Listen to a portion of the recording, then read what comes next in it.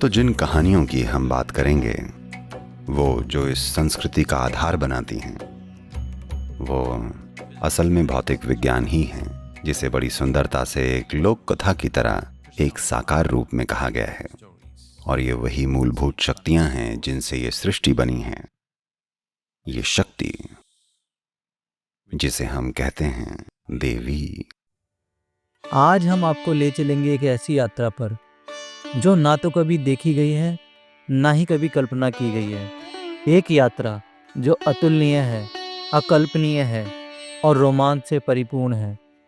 हम आपको ले जा रहे हैं लिंग भैरवी के लोक में, एक ऐसा स्थान जो इस धरती से बिल्कुल भिन्न है, रहस्यों से घिरा हुआ, जहां हर कोना शक्ति से कंपतित होता है। थोड़ी सी खतरनाक पर अत्यंत शक्तिशाली। तो तैयार हो जाइए देवी के लोक की इस अद्भुत यात्रा के लिए।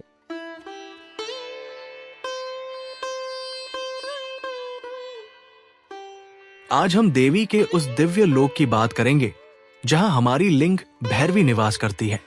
ये स्थान एक लोक है जहां देवी लिंग भैरवी और उनके दिव्य गण रहते हैं। ये एक उज्जवल प्रकाशमय लोक है, सूर्य की भांति चमकता हुआ, इतना तेजस्वी कि दूर से देखने पर ही भय हो जाए, क्योंकि उसकी तीव्रता सब कुछ जला सकती है। ये लोक मानव शरीरों के लिए नहीं है, इसमें केवल देवी के गण ही निवास करते हैं। अजीब अजीब रूपों में, कुछ के टेढ़े मेढ़े हड्डियां, कुछ के बिना हड्डी के शरीर, कुछ के लंबे कान, किसी की लंबी जीभ, मुड़े हुए गले या खिंची हुई नाक। ये वो लोक है जहां देवी को प्रिय आत्माएं और गण निवास करते हैं। हर कोई देवी का किसी न किसी रूप में भक्त होता है। ये एक अत्यंत सुंदर और दिव्य संसार है जिसे शब्दों में पूरी तरह वर्णित नहीं किया जा सकता। वहां न तो वृक्ष है, न भूमि, न कोई भौतिक संरचना, केवल देवी की दिव्यता और उनके गणों की उपस्थिति चारों ओर व्याप्त रहती है। ये देवी के संपूर्ण अस्तित्व का दिव्य प्रतिबिंब है। गण जैसे उनके शरीर के अंग और आभूषण है। इस लोक में देवी के उग्र और सौम्य दोनों ही रूप मौजूद है। वो खोपड़ियों की माला पहनती है और अपने उग्र रूप में रक्तपान करती हुई दिखाई देती है, पर साथ ही वो कला की मूर्त रूप है, स्त्री सौंदर्य की सबसे मोहक अभिव्यक्ति। उनका सौंदर्य इतना आकर्षक है कि कोई भी उसकी ओर खिंचे बिना नहीं रह सकता। वो स्वयं प्रकाश भी है और अंधकार भी। अब बात करते हैं कि ये लोक कहाँ है और कोई वहां कैसे पहुंच सकता है।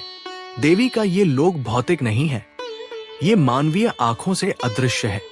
ये एक ऐसा छुपा हुआ संसार है जहां केवल चेतना के विकास और गहन ध्यान के माध्यम से ही पहुंचा जा सकता है।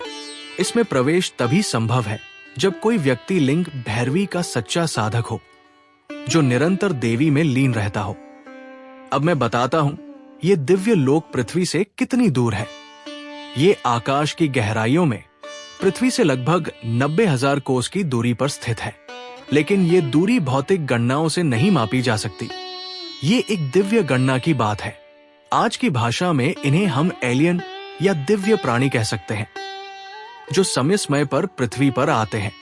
ये एलियन या दिव्य प्राणी पृथ्वी पर क्यों आते हैं?